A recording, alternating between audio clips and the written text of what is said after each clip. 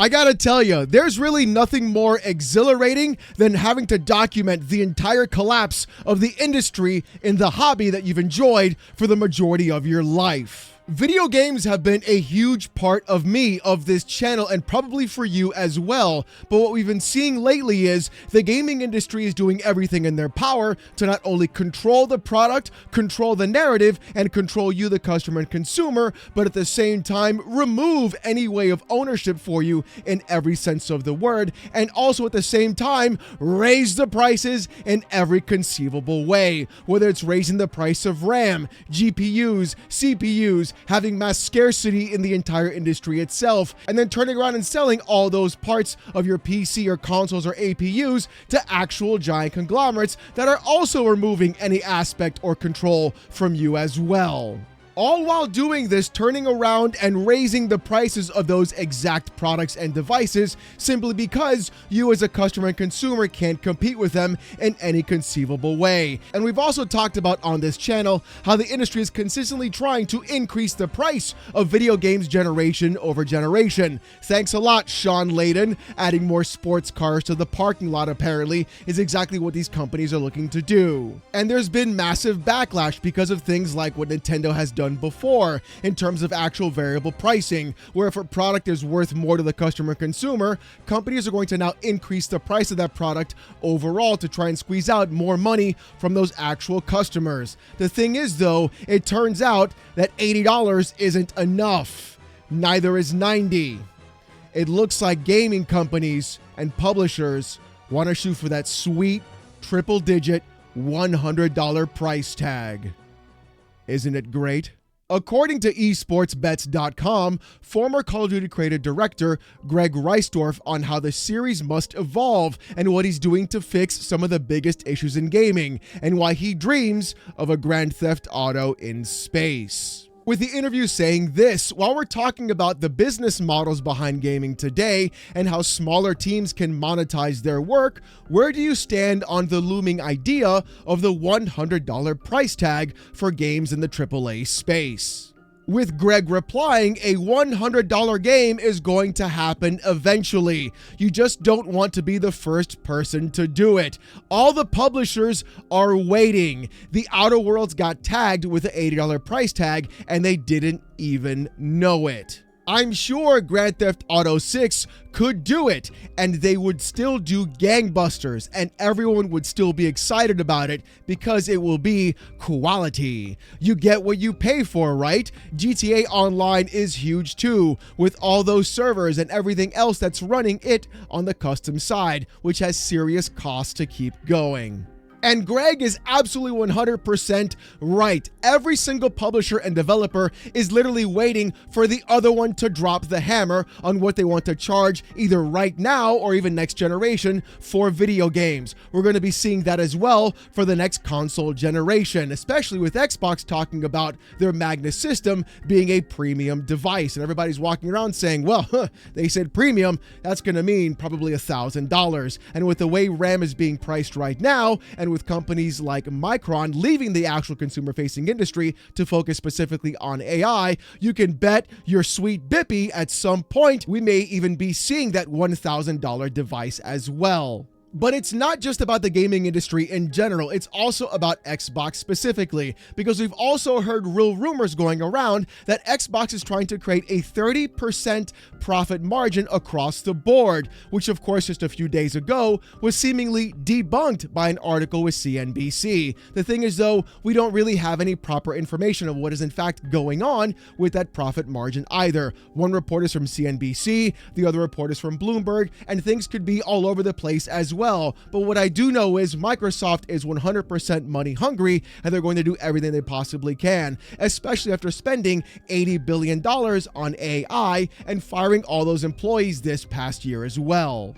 But the crazier part is the way that Greg talks about GTA 6 and the way so many other people have talked about GTA 6 as well. People are looking at this game as the actual pinnacle of what is going to be in the gaming industry, or what games should be. And the thing is, people are incredibly excited about this game simply because of the hype surrounding it. And you can go ahead and look at specific things like dynamic pricing, seeing as how this game is so incredibly sought after, that Take-Two could presumably go ahead and charge $100 for this game, and people would still go out and buy it in droves. And that's the scariest part about all of this, because it could set a precedent for the entire gaming industry, just like Nintendo did with Mario Kart World. Because even according to GameRant, GTA 6 could hit the $100 price mark predicted by an analyst, with the article saying, quote, "Higher tier editions of GTA 6 may break the $100 mark, according to new predictions from multiple industry analysts. However, the same sources do not expect the base game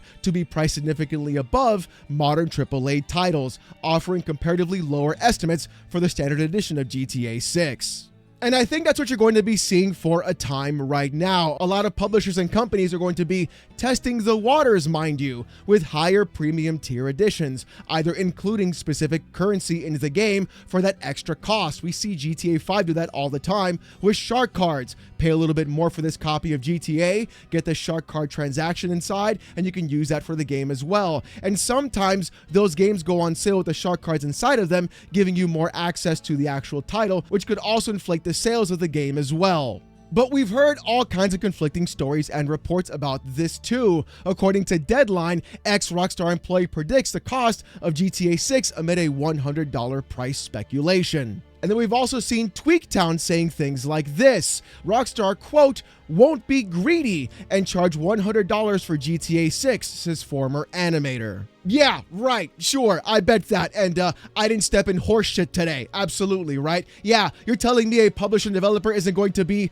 greedy in order to try and make more money from their video game? These companies are nothing but greed machines in the first place. And the crazier part about this is watching the industry internally itself want the $100 price tag. With this quote saying this, GTA 6 deserves to be $100, says original Saints Row designer. The scope and magnitude of this production deserves that price tag. Oh yes, every developer thinks their game deserves that price tag. Every company on the planet deserves that price as well. Everybody wants to go ahead and make the most amount of money, especially because we've seen Call of Duty go around and really not do that great with the recent edition of Black Ops 7, right?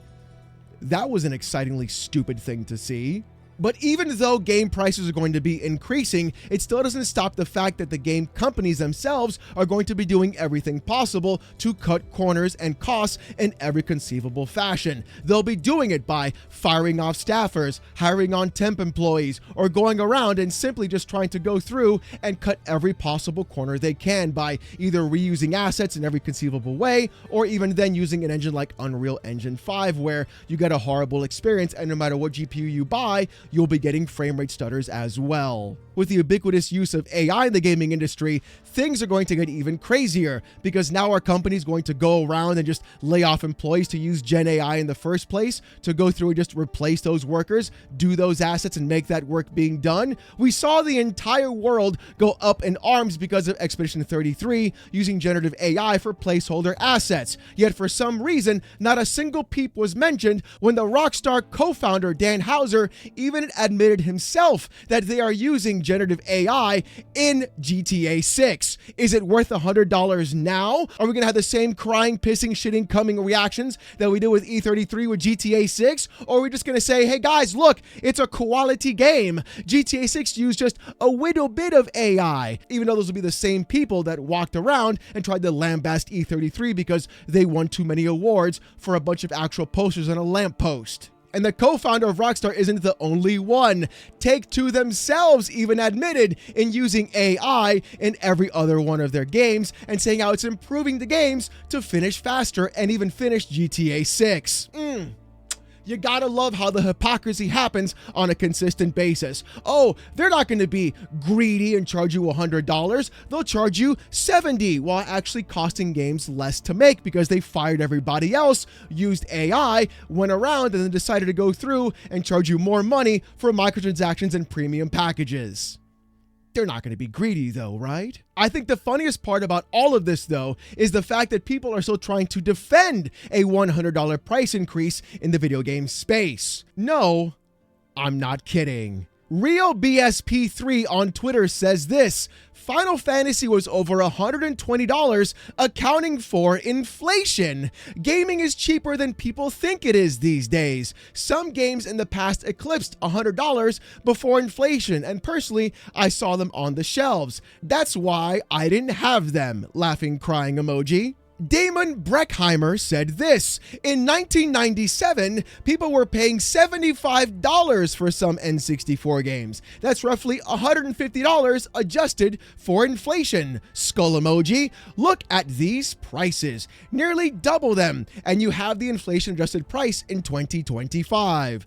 Eyes emoji. And these two idiots and clowns walking around thinking that the 1990s are the exact same as the 2025s is truly the most insane thing to see. We are now on the precipice of an 80% plus digital purchase model for video games, meaning no cover art, no box art, no manual, no shipping, no logistics, no nothing, no pressing discs, no actual boards and cartridges, nothing physical at all. Yet at the same time, they want to charge you more money for that exact product, all while using AI, firing everybody else, and then at the same time saying, guys, we're so poor. The gaming industry is so expensive to develop games. Don't worry about the massive amounts of layoffs we're going to do in the next couple of weeks for the next quarter, by the way. Just keep giving us more money. Support the developers, bros. Isn't that what you're supposed to do? No! Get your shit, put it in a bag, strap it to your back, and get it the fuck out, because nobody here wants to hear your corporate bootlicking simping behavior. And it's not even just the games themselves. Seeing as how Microsoft does in fact own Call of Duty,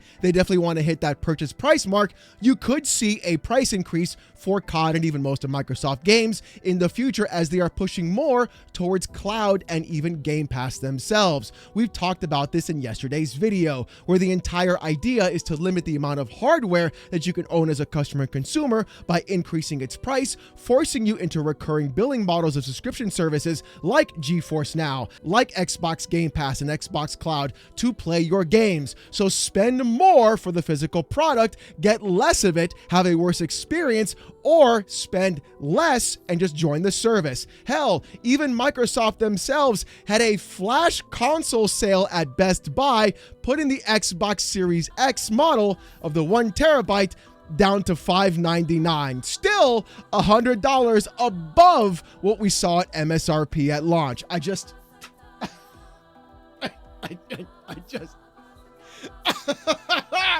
oh, it's a joke.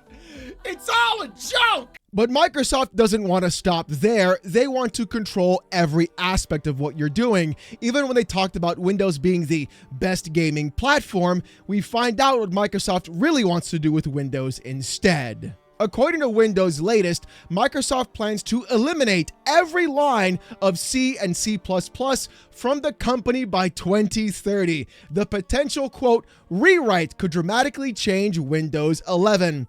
Our strategy is to combine AI and algorithms to rewrite Microsoft's largest code bases, a Microsoft engineer noted. Our North Star is one engineer, 1 month, 1 million lines of code. Microsoft says it has built a powerful code processing infrastructure and an AI processing infrastructure that enables the company to apply AI agents guided by algorithms to make code modifications at scale.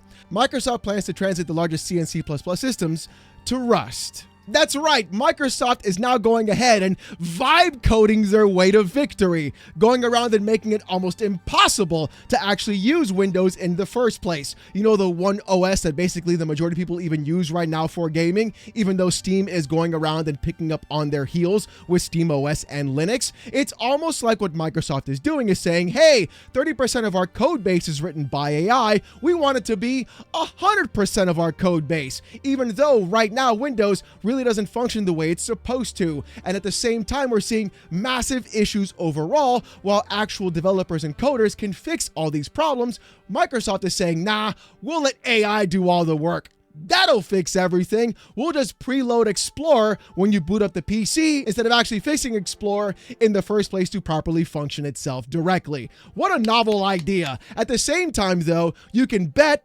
again, your sweet Bippy, they'll use this exact same concept to go ahead and make their games, reducing the cost dramatically of game content creation. At the same time, while using those AI agents to develop those games, they'll go through and just say, hey guys, guess what? $99.99 for the video game. Oh, you don't want to spend $100? Give us $30 a month instead for your online cloud service library. Isn't it fantastic? Now you don't have any choice whatsoever on where you play your video games. Lord Gavin, please help us. I swear to God. Now, I know some of you are saying, Alex, that's crazy. There's no way a game company would use AI to that degree in order to go around and actually just make their game. Ooh, you must be new to this channel. According to Ryan T. Brown, Level 5's CEO claims that 80 to 90% of game coding is written by AI now. The studio has disclosed they extensively use AI from everything from game code, assets and character idea, dialogue and narrative, which is then refined by humans. Do you want to know the best part about all of this? The best part about all of this is that people are having a conniption about this tweet right now. They're not talking about when this actual article was made in the first place. No, you see, this article and interview was done back in May. 7 months ago, this was done, and no one said a peep or a word. Now, all of a sudden, everybody's losing their minds because people are seeing what is in fact happening to the video game industry. They are doing everything they can to maximize the amount of profit they're making while giving you the most minimal amount of control and also possibly the worst product as well, using algorithms, AI, and everything else possible to go ahead and make your experience even worse, charge you more for it, or then lock you in a subscription service, like I said before, like GeForce Now and even Xbox Game Pass. Hell, even PlayStation is on the AI path, but not in the way that you might think. According to Niche Gamer, Sony is working on an AI that would censor content in real time. Sony Interactive Entertainment has filed a new patent that revealed AI-powered technology that would let them censor games in real time. The new patents were filed back in May of 2024 and only made public this month on December 4th. The patents reveal Sony is working on an AI that censors content automatically in real time to purportedly give users a tailored experience to remove sensitive elements from games. Saying, quote, the at least one processor system may also be programmed with instructions to execute and to modify from the data one or more aspects of the first AV content that have been indicated for obfuscation via end user input. The patent's description reads, the at least one processor system may also be programmed with instructions to, responsive to the identification, take one or more actions to obfuscate the one or more aspects of the first AV content. Thus, the first AV content may be edited and tailored to a particular user's in light of their personal content sensitivities.